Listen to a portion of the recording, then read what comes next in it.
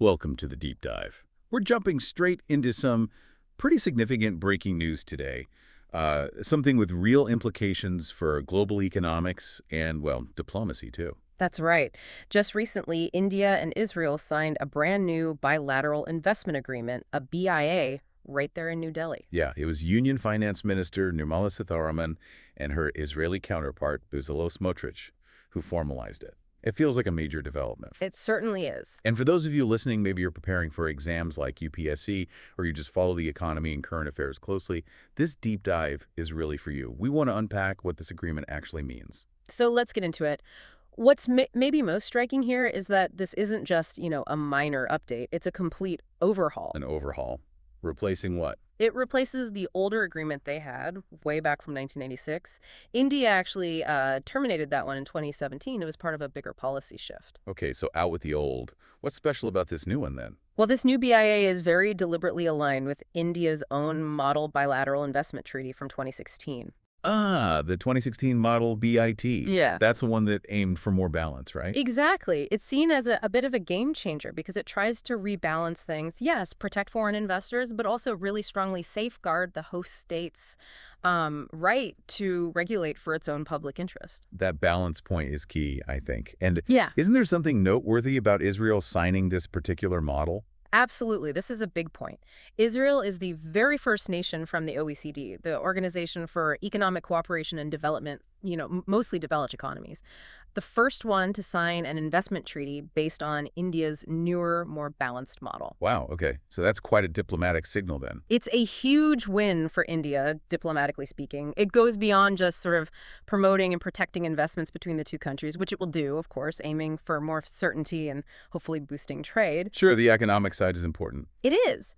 But getting an OECD nation like Israel on board with this specific Indian model sets a really strong precedent for future negotiations. With who, potentially?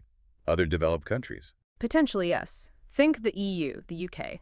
It shows this model is workable. And beyond that, it's also about fostering deeper collaboration in areas like, say, innovation. Like Israeli tech and Indian agriculture, perhaps. Could be. Things like that, or infrastructure, financial regulation, digital services, lots of potential areas for cooperation built into this framework. Okay, so clear economic pluses, deeper cooperation. But let's zoom out.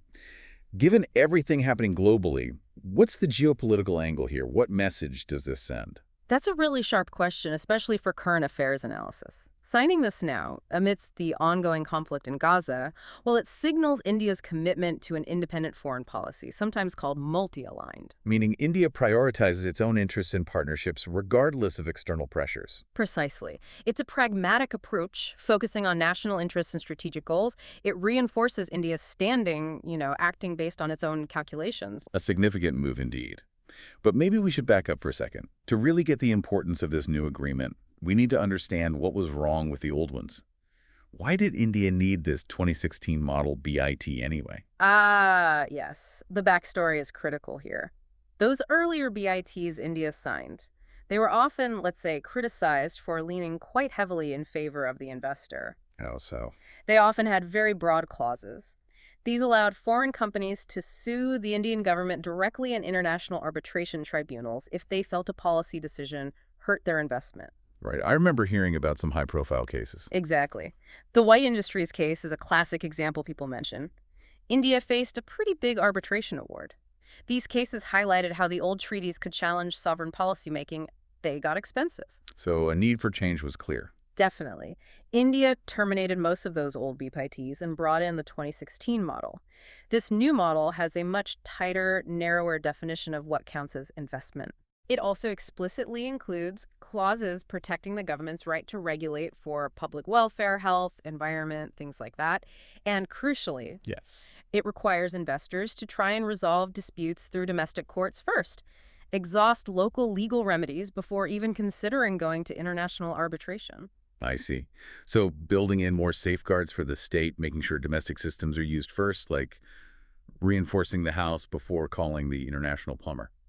Something like that. It's about fairness, sovereignty, and learning from past experiences. So summing it up then for our listeners, Yeah. the core takeaway seems pretty clear. This India-Israel BIA isn't just another agreement. It's a really significant step in India's economic diplomacy. Absolutely. It establishes a framework that's balanced, more predictable, and fairer from India's perspective, and it likely serves as a template for future agreements India seeks, especially with other developed nations. Okay, so here's something to think about. A final thought for you.